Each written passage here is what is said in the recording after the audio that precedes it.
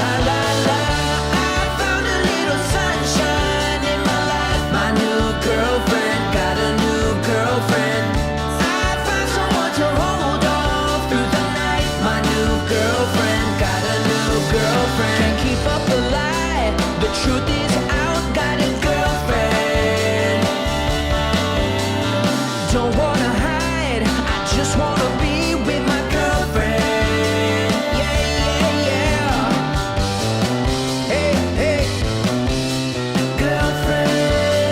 I got a new girlfriend. Hey, hey. Girlfriend. A new girlfriend, yeah. A new girlfriend, yeah.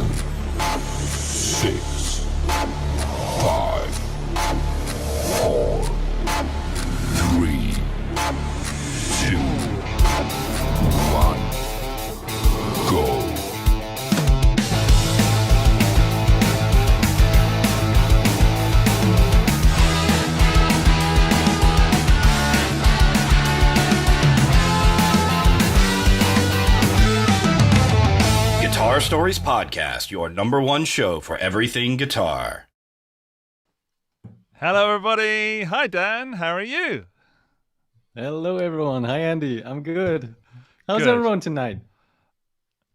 People in the chat already saying hi. Who's we got there? We've got, oh, look at this. Let's do this first, shall we? From Michael. Happy birthday, Dan. Belated. Dan, happy birthday thank for you yesterday, very much, mate. everyone. Thank you very much. Let's jump straight into the birthday. What did you do for your birthday, my friend? I spent my day with the kids, so I brought my older daughter to kindergarten with the bike, which was actually a pretty nice ride. Wow. Then I checked out my presents. The cool vinyl that I got, The Empire Strikes Back from 1980. That's pretty cool. I mean, imagine there's something that's older than you are. That's pretty wicked. But yeah, I mean, we're already pretty old, right? I mean, we're talking about vintage guitars today, amongst other things, so I can absolutely imagine things that are older than I am. Vinyl, yeah. Yeah. I mean, vinyl itself is pretty old, yeah. Yeah, but that was cool. What was the highlight of the day? That's a good question. That's really tough to say. I think I think in the afternoon we had like a very brief moment where there was nobody else except for just my 4 girls, like my wife and the 2 kids. And that was quite a calm moment. And also being woken up by my older daughter Rosalie in the morning. She brought me her self-made Baby Yoda and Boba Fett paintings, and woke me up at like 6:30, and then just slipped into the bed right beneath my wife and me, and then spent a couple minutes like that. That was pretty cool. So these are those moments you got to treasure because they're kind of rare. Yeah. And may I ask how old you are now, Daniel? How dare you you say ask? no? 38. So getting 38. older and wiser. Yeah, 38. I mean, it's not exactly 40, is it? 40's No, 40's it's dog old, apparently. Yeah. But old is sometimes vintage, isn't it, Dan? We can be considered more valuable as we age, or as certain things age, such as it's the same with cars. Cars. What else? Records. Just can't think of anything right now. I don't know, like jewelry, like paintings, really old jewelry, paintings. Yeah. There's always guitars as well, which what a shtick that was. There's always guitars which tend to value and then regain value as they get older. The same for amps and pedals as well. So people have been asking if we're talking pedals. We will be talking pedals today. It's not just guitars. I just couldn't fit everything in the title of this episode. Episode 43, my friend. Yeah, 43 already. That's pretty cool. And this episode we have... Yeah. Please continue. Go on. No, I was just about to say we have an episode that's filled with gear news and also with more gear to talk about, because today we're going to talk with Luke Hobbs from Gardiner Houlgate. Yeah, the Hobmeister, Lucas Hoffman, hang on, David Lucas Hasselhoff, one of those.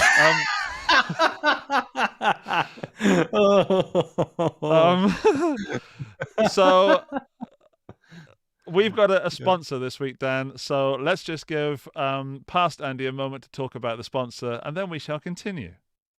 This episode is brought to you by Amplitude 5, the guitar and bass amp and FX modeling software with 34 amps, 27 cabinets, 13 speakers, 11 microphones, 47 stompbox models, 36 racks, 8 rooms, and an 8-track DAW recorder.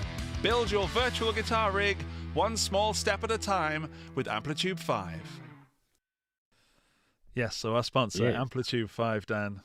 We used it, we have used it, I use it regularly, and I recommend that you all do. You can, of course, get a free version just to get the little taste by Googling Amplitude 5 free version, and that'll take you to the correct link, and that's the best way to get there. I'm just looking at the people in the chat. Welcome to the people who are watching and listening live. There we go. That was Dan's cue to welcome the people who are listening to the audio version. Sorry. Yeah, and also hello to everyone listening to us on the podcatchers. Like Andy said, episode 43. So thanks already in advance for checking out our content regularly. And it's always great to be back on your iPhone or Android phone or whatever. So hope you enjoyed the show. Where you are listening, wherever you're listening, just take a little moment to stop what you're doing and appreciate life and friendship and guitars. How do you consume podcasts, Andy?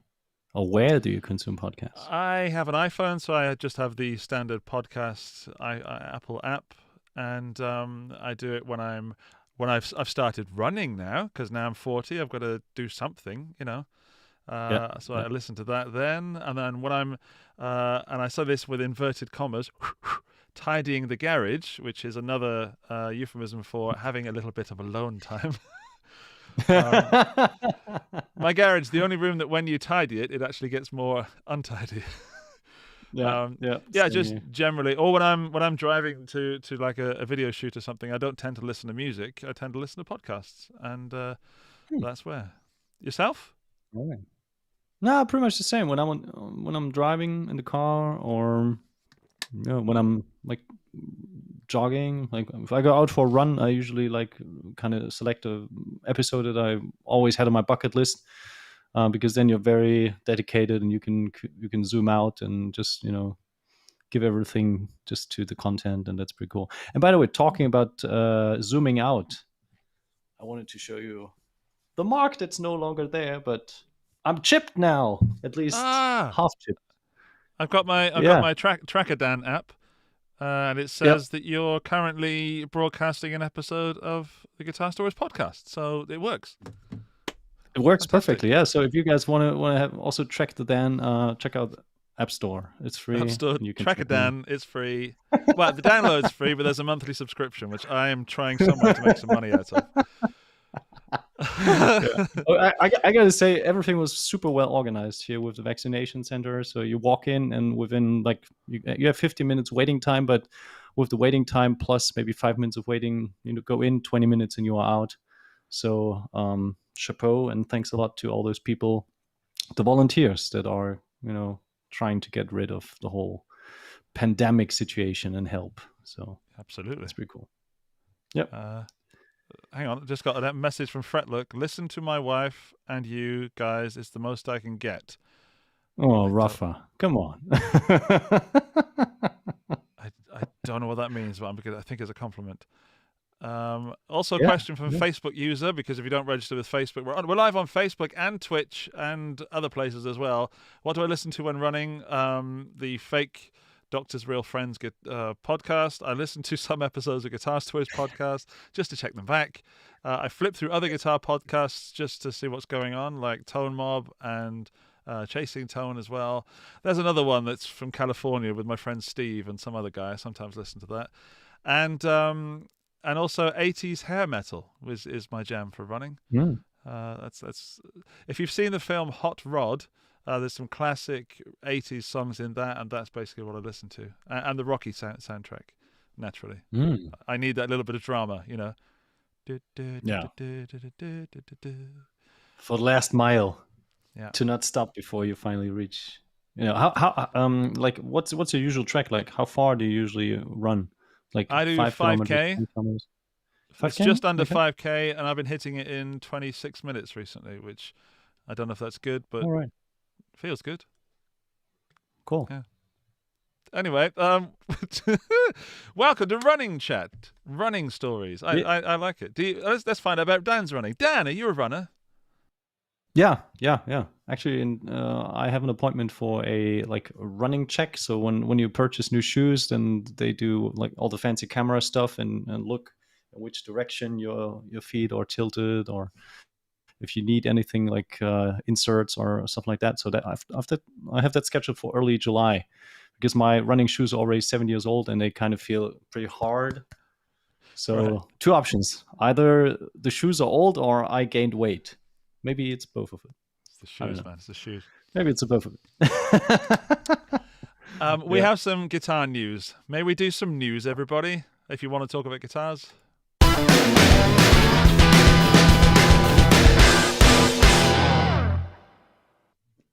Our first news of the week. Rocksmith. Is it called Rocksmith Plus, Dan? Is that what they're calling it? Yep. I think so. Yeah. This is the, And, correct me if I'm wrong, the guitar game that you actually use a real guitar for, but they've updated it from the 2014 version. So Dan knows a little bit more Yep. than I do, even though I did severely look into this. So what's your thoughts, Dan? Yeah, I was surprised to hear that Rocksmith Plus was announced, and actually I knew it a little bit in advance because Ibanez is also sponsoring that project, like you can see in this Ubisoft ad. And I have that yeah, guitar. it was pretty cool. I know, and it was That pretty cool guitar- to see that Ubisoft is not kind of getting rid of it, because I always like the idea of Rocksmith like combining a real instrument with the actual like learning software of with the game, and gamification is something that works great, not just for me personally, but also for a lot of people. So yeah, Rocksmith Plus is here, and I think you can subscribe now to the beta. So if you log in on your I have done already. Ubisoft account, yeah, and you don't need an AZ to play it, but if you have one, lucky you. Well, I happen to have two in the house right now, so I probably start off on like level 6 or something. I skipped level 1 to 5. I have noticed when I did a bit of research on this, Dan, it's upset a fair amount of people because this is subscription based, and rather than buy It a is, game yeah. outright, is it €10 a month, something like that? I think it's $15 in the basis package. But I gotta be completely transparent here. I have no clue if there's any like brand specific offerings. So if there will be like trial versions, like Ibanez specific trial versions. I know other brands like Music Man are also involved.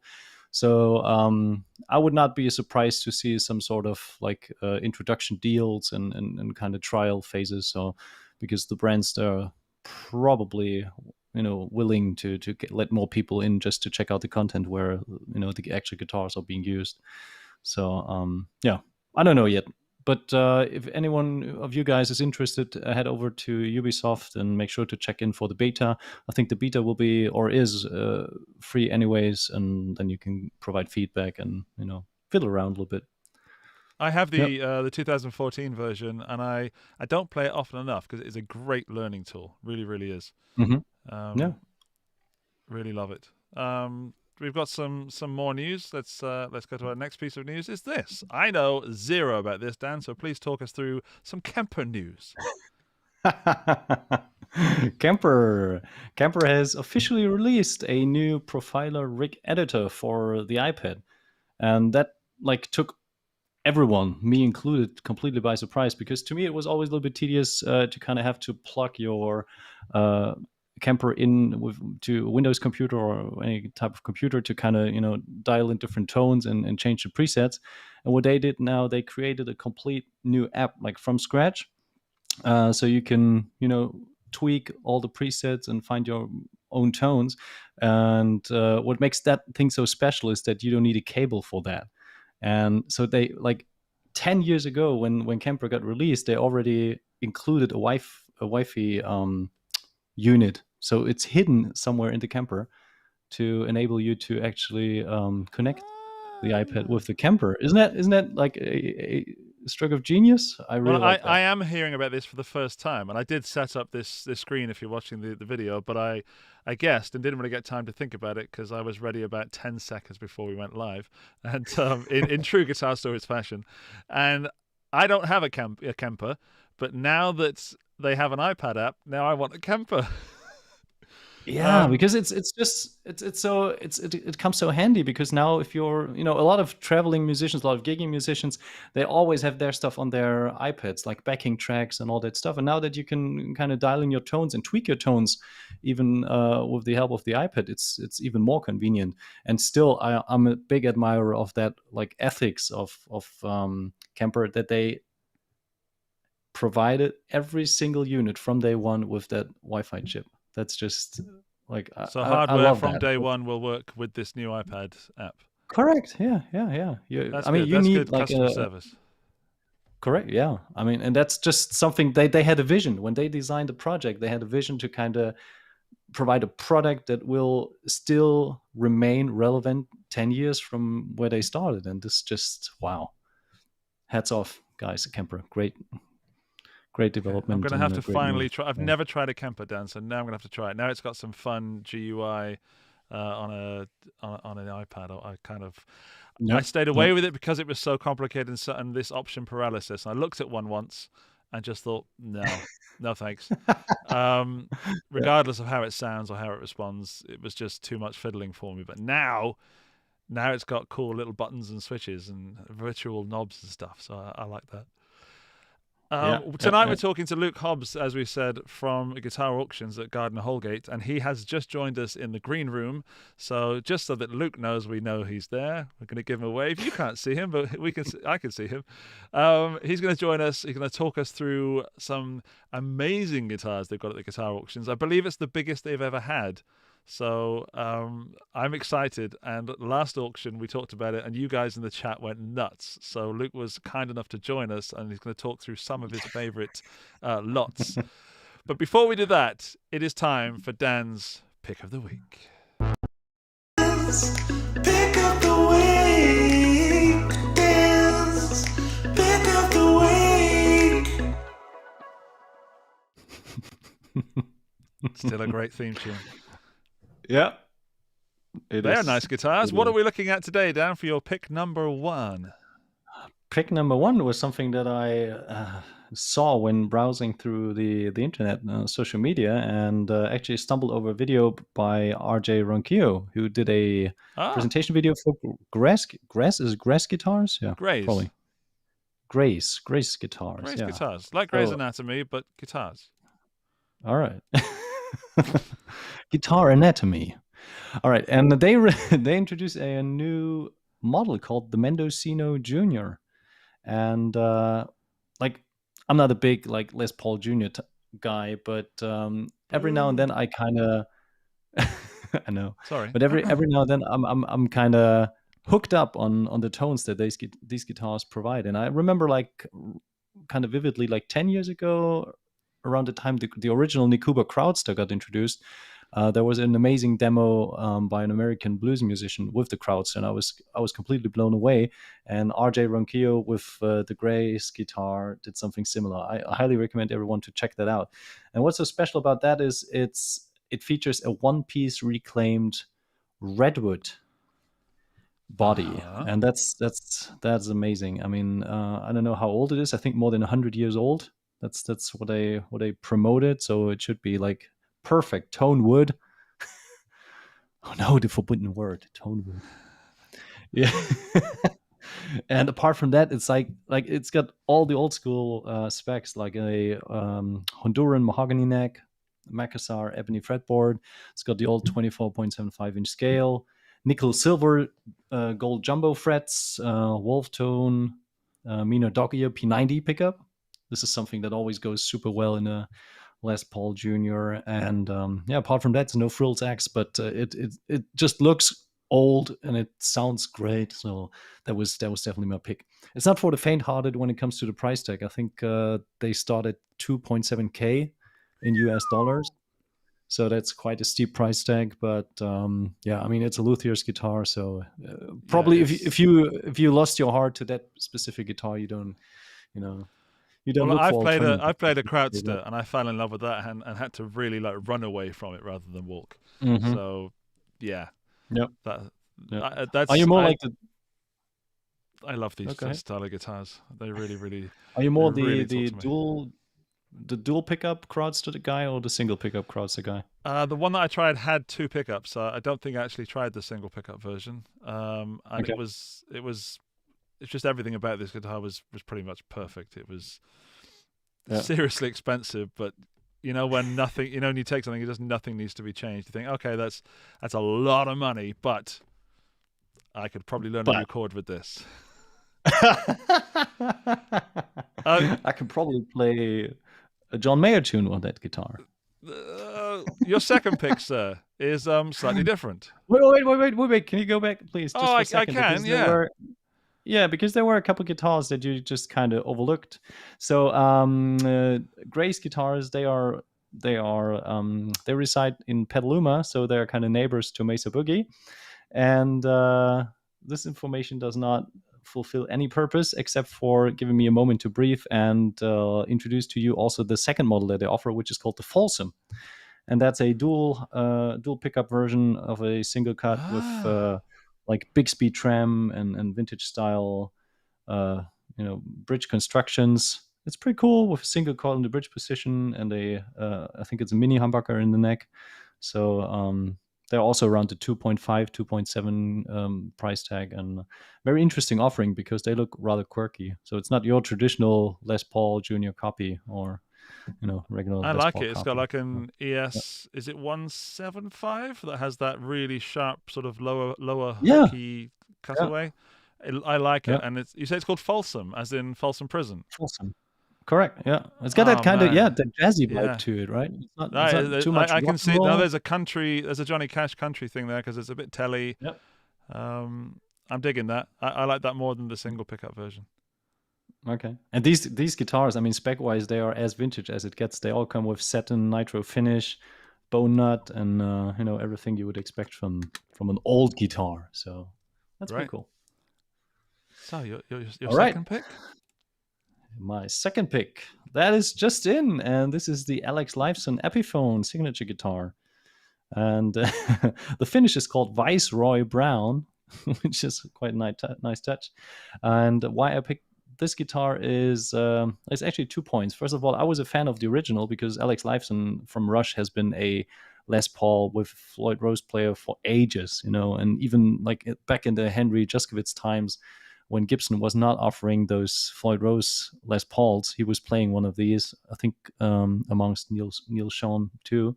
And now, finally, after so many years and after Gibson signature guitars, they're offering the Epiphone version of it.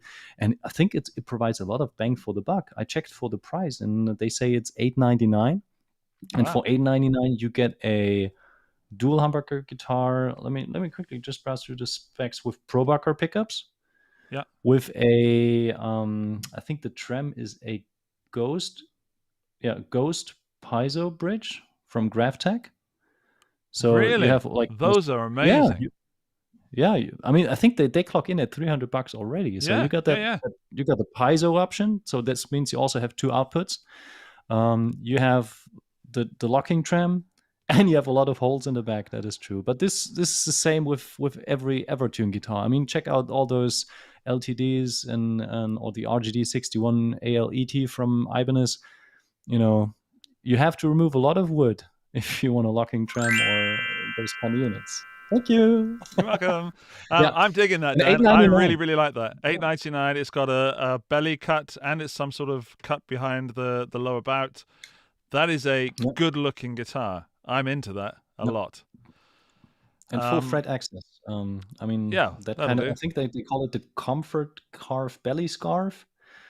And apart from that, what the material-wise, we're talking about a mahogany body, probably weight relieved. I would expect. Triple A flame. Yeah. Well, you already have a lot of holes. Yeah. Triple A flame maple veneer. What else? Indian laurel fretboard, mahogany neck, medium jumbo frets, and I mean, the rest we already talked about. I think it's a very interesting guitar. I would love to try it out just to see how it compares to the much more costly Gibson version of it, and to see if it's worth $899. But spec wise, I got to say, good job. Good job, Epiphone. Well done. Have a little biscuit. I've got some picks as well. May I share them with you? Yeah, please. Oh, let's do it.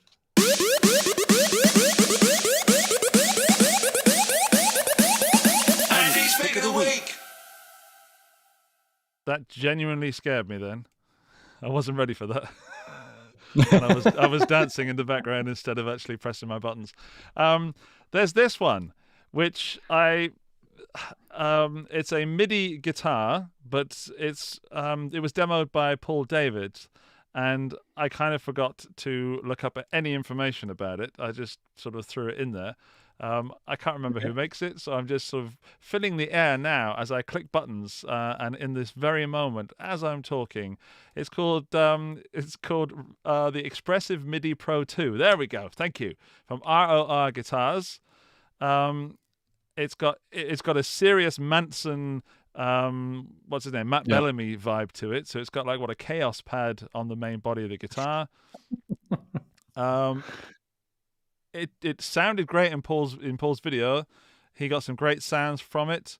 You have to look this thing up if you're listening to the audio version. And also, I thought that if there's like an iPad in it, you could like watch the Guitar Stories podcast as you're playing guitar. So maybe that's something for you. Let the guitar speak. Yeah.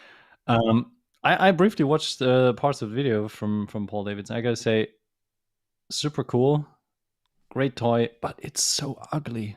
Excuse me, but it's so ugly. And we had, I like it. Yeah, no. The black version I think is sleek. The white version looks like a toy, but the way that the neck is too blanched for me. It's too white and too. I don't know. The neck just looks wrong to me. It looks like they've not thought the neck through. Yeah. But I had to pick it because I love it when guitars are looking towards the future. You know, I love it when companies move something forward. I know this is not brand new in the sense that it's a MIDI guitar, and we've had those before, but this has some new kind of what's the word? Like a laser sighting. I can't remember what Paul said. And I've got the actual article up. But it's got some way of watching what your fingers are doing, and apparently can also track the velocity, which is interesting. So the strength of which you're playing the notes.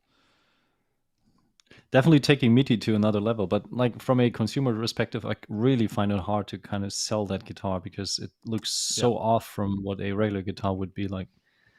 And I mean, Korg had the Chaos pads, and actually, back in the day, we had Ibanez RGs that had like a little hole, and you could put the Chaos pad. Thank you. Could just insert the Chaos pads there, and they were kind of fixed with the guitar. Oh, that's pretty funky. Yeah, but didn't sell that well. Well, so I think that vanished after 1 year already. If you don't like this, you're gonna hate my next pick. What's the price point for the ROR? The price point, I saw it at like 2,500. Correct me if I'm wrong, people in the chat. But I thought it was 2,500. I could be absolutely way off. But that's the one thing that I may have remembered about it. Yeah. I like it. I dig it. Would be great if Petrucci would play that guitar, you know. The guitar got laser sighting and Petrucci does the scanning. Do you remember that meme, like video meme that I sent you, where he's playing with Satriani and Satriani plays something, and then Petrucci is checking out what he plays, and then he plays the exact same stuff. Yeah, that's how Petrucci learns stuff. Right, my next pick, Dan, is not even a guitar, not even a pedal, not even anything that you can play guitar with, but it does look like a guitar. It's this. Oh boy, I'm so sold. It is a gamepad. A gamepad based on a Jaguar. So it's a sort of... Well, Dan, what are you seeing? I've seen this before. What are you seeing, mate? I'm seeing an amazing arcade fight stick in old school Fender Jazzmaster colors. Like wooden enclosure, beautiful scratch plate like next to the buttons or behind the buttons. It looks gorgeous. It looks like everything I always wanted when I was like a gamer kid, because I always hated that kind of white and black plasticky stuff that would be greasy and look kind of ugly after a couple, when you had a couple snacks and then played again and everything was just but this is nice. I really dig it. Is that just a fun build, or is it something that people are going to sell? I stole it from the Jazzmaster Jaguar and Offset Guitar Group Facebook group. And to just read what's on the screen there for the audio people, it said, "Here's one for you gamers. I did a few years back for a musician who wanted an arcade fight stick to match his Jaguar. He designed it all in AutoCAD and had the plates made from brushed aluminium. I made the pick guard, cut, routed, and finished the body. It was a fun build." So I get from that it was a one-off, but dude, that is super cool. It's even got strap button on it. Can you see the strap button just above? Yeah, yeah. I don't know what's going on with it, but it looks amazing. And I seriously want to play Street Fighter 2 with that. We need to start a Kickstarter campaign for that. I mean, his name is Philip Allison. He posted it, and I'm sure we could contact him. But I would be interested in owning that. Yeah, same here.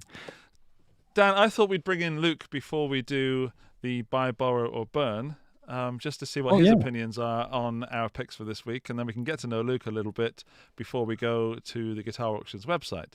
So we're about to do buy, borrow, or burn, where we have 4 picks this week, 2 from myself, 2 from Dan, and you have to buy one of them, you have to borrow one of them, and you have to burn one of them. And the 4th you just ignore. So those are the rules for people that haven't played. Make sure you're playing in the chat.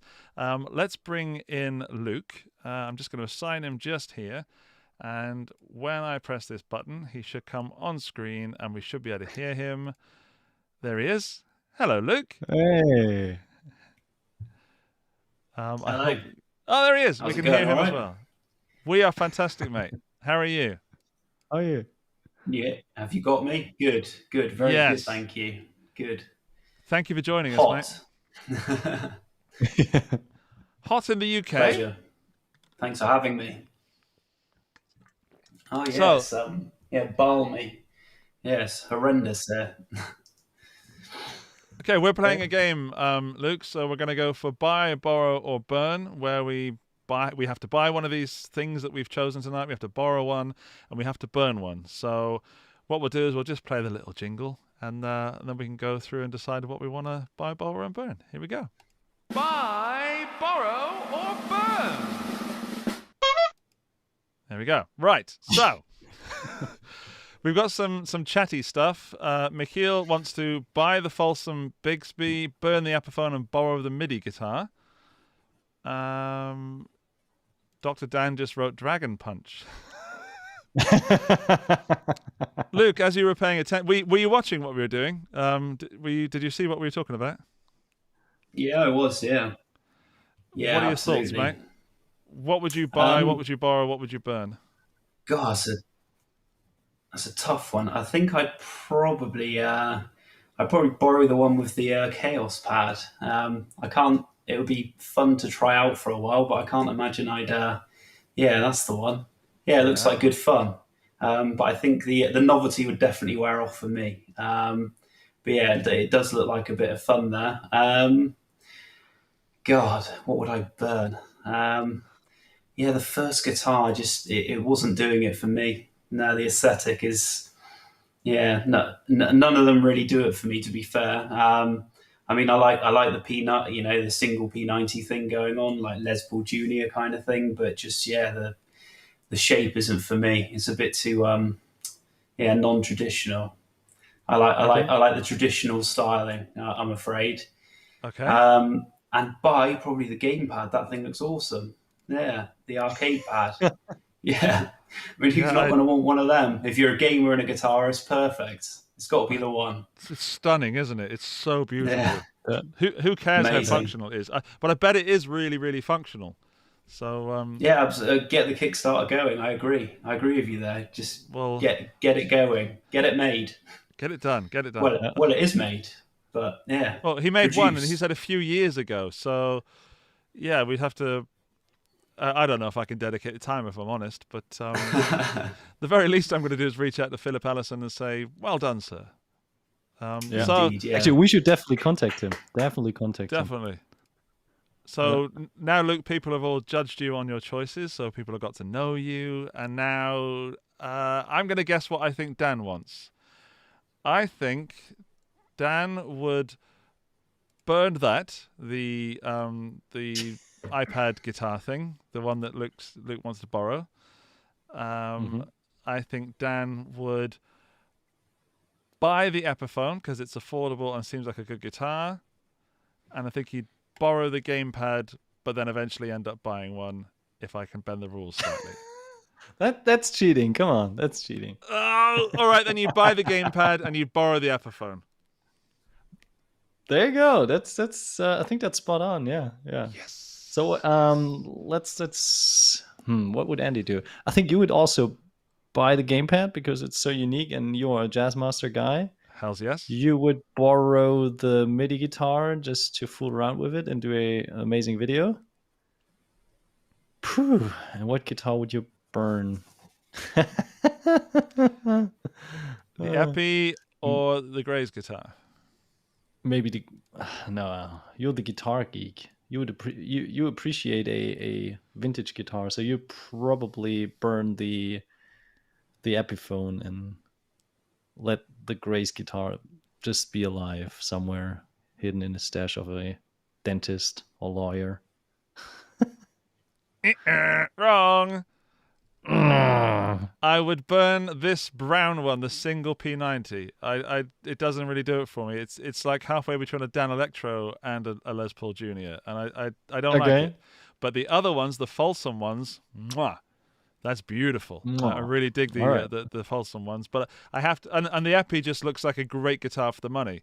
So yeah, apologies, Dan. You almost got it, and your justification was correct, but yeah, I had to go there. Let's see what people in the chat have done. We've got from Fat Panda Cat 1979, borrow the Lifeson, buy the controller, and but the MIDI, maybe burn the MIDI. Controller has to be in Sonic Blue though. I'd like to see a Sonic Blue one. Buzzle would buy the Folsom, borrow the MIDI guitar, burn the Epi, and definitely burn the controller. How dare you, sir? What? How dare you? Sarang would burn everything and borrow the Epiphone. That's not the game, Sarang. And then one more. Fergie in France would borrow the Greys because other things need to be burned. Burn the MIDI guitar, burn the games thingy. And I'm not an LP player, but I'd buy the Epi Alex Floyd because Rush. Okay. Can you just put on the screen Fred Wolf's latest comment, because I'm 100% backing that. I can try it. There we go. Oh hell yeah! Whirl bit arcade stick with monkey grip. How's that? I was thinking the exact same thing, like kind of gem colors, like gem Pia colors, black or onyx black or Loch Ness green. Turbo mode as well. You'd have it all listed, all those different colored switches and control knobs. Yeah, that would look killer as a gem / Pia. Mm-hmm. Anyway, we got to contact Philip Ellison. We're gonna do it. But we're gonna bring our guest in there for full. So if you don't know who our guest is, you're about to find out. And he's got some amazing tips for us, or at least personally for me. I've only done this for myself, by the way. I'm using my power as a podcaster to get personal tips from Luke Hobbs. So let's talk to our guest.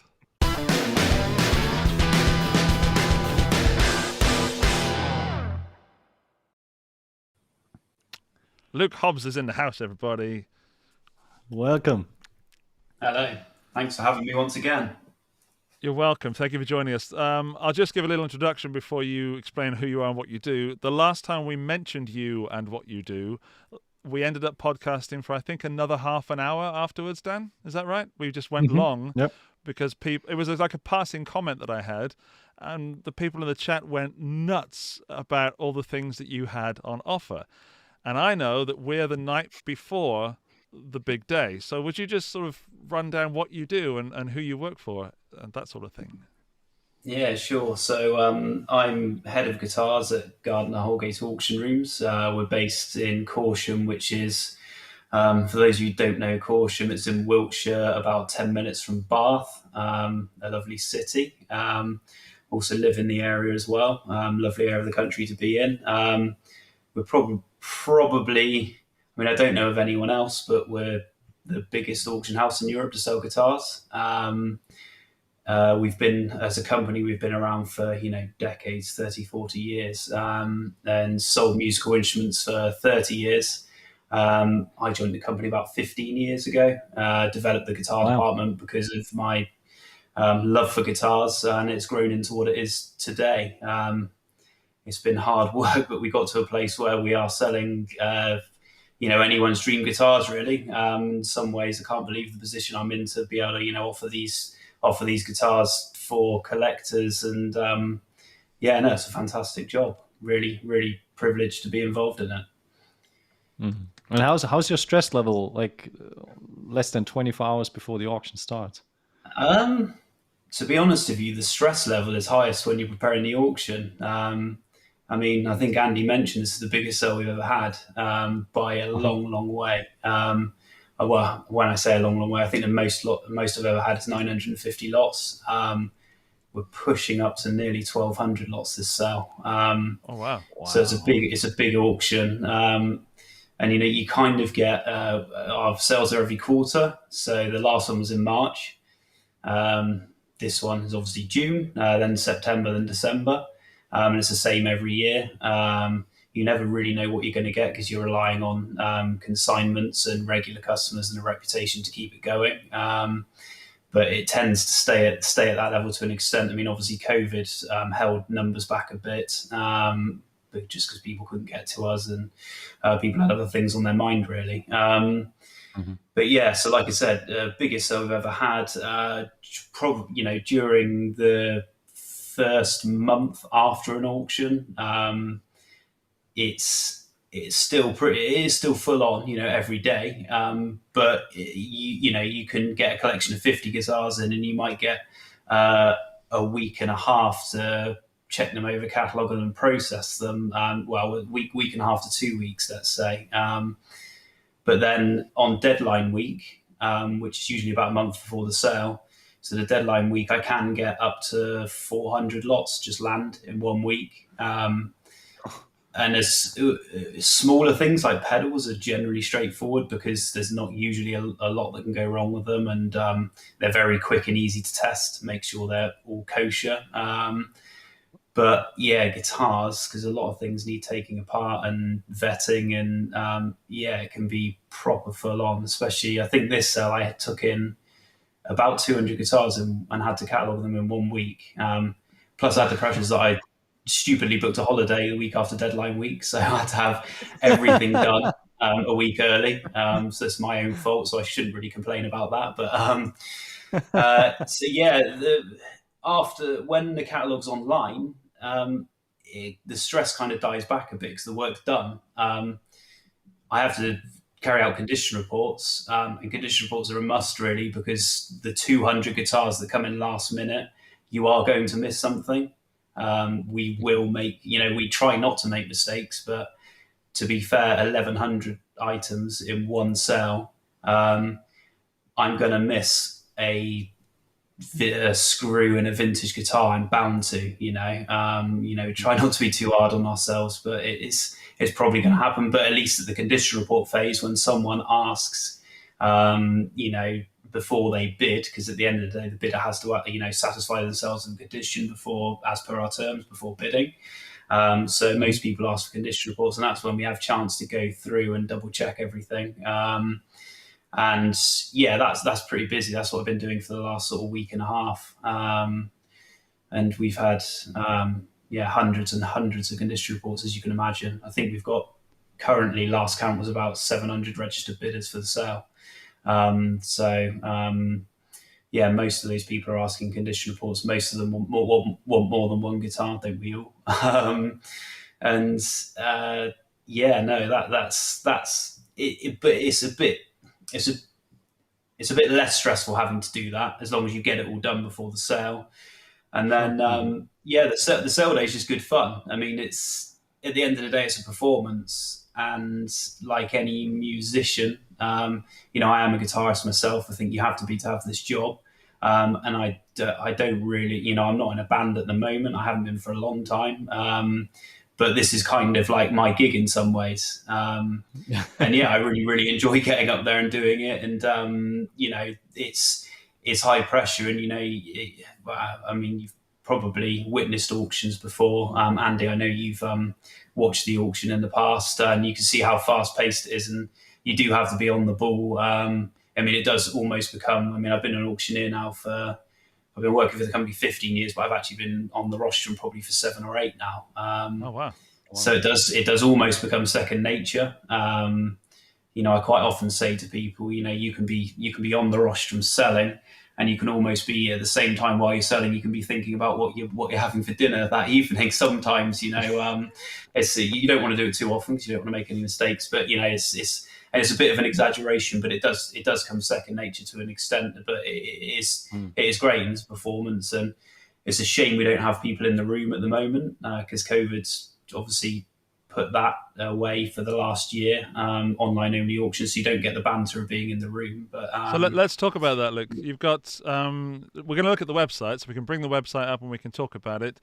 We've got some questions already from the chat, so maybe just some quick answers just to satisfy the people in the chat at the moment, because you mentioned of course. About collectors. And what the first question, one of the most important questions that people are asking, and it's Marco that has voiced it, is it worth participating in an auction if you're not a collector but just someone looking for a good deal? Yeah, of course. I mean, auction tends to be. I mean, I think the first thing people think of when it comes to auction is, especially in the guitar world, traditionally would be eBay.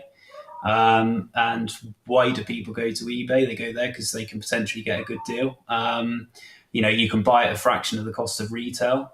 Our auctions have, I mean, one thing, again, mentioning the COVID word, one thing COVID did do is it brought us a mass influx of new private buyers, just because auction became a lot more of a known thing. So, you know, we can get close to retail prices, but it tends to never really be over. And I think, especially with the higher the price goes, I think the almost potentially the more of a bargain you can get these days. I mean, if you look at the mid-range guitars, like a good example is the Fender Baja Telecasters. I've got one myself. They're great guitars. We used to get sort of